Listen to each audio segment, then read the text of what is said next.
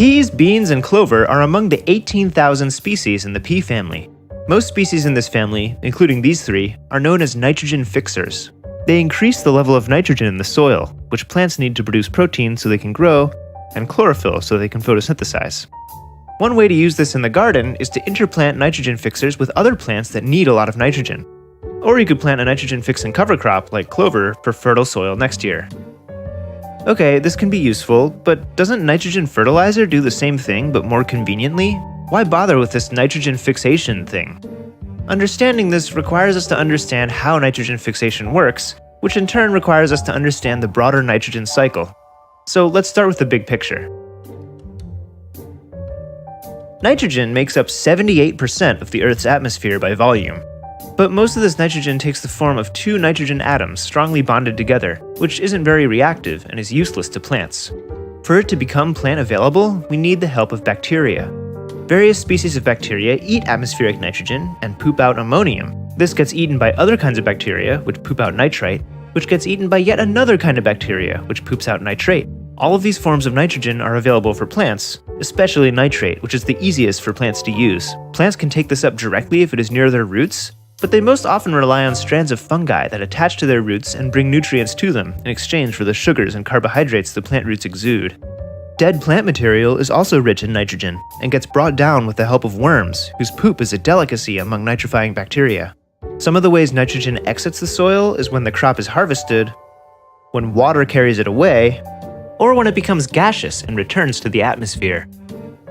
Or if the soil lacks oxygen, different anaerobic bacteria grow, which convert nitrates back into atmospheric nitrogen. Notice that these things only happen with loose nitrogen in the soil, not with nitrogen inside organisms.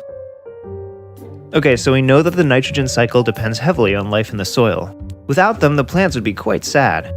But you may have noticed, if the fixation process is done by bacteria, where do nitrogen-fixing plants fit into this? Believe it or not, nitrogen-fixing plants don't fix nitrogen.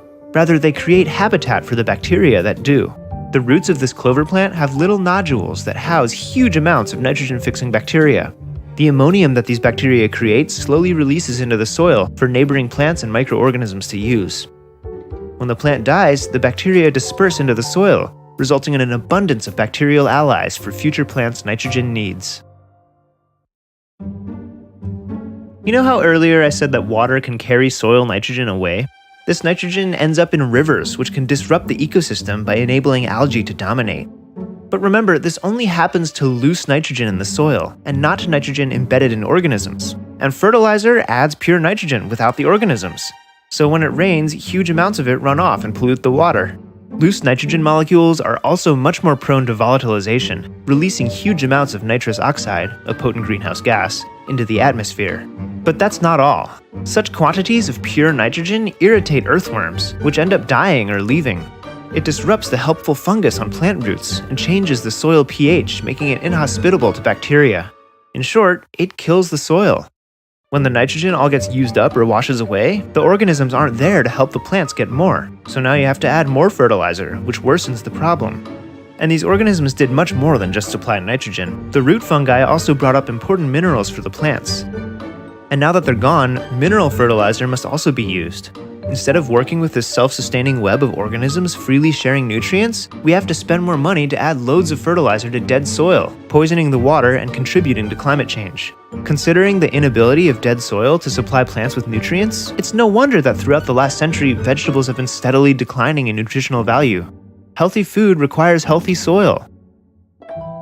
So if the soil around you is rich and alive, try to keep it that way. But if, like most of us, the soil around you is dead or dying, nitrogen fixers can help to add a little more life so that someday our tiny allies under our feet will come back.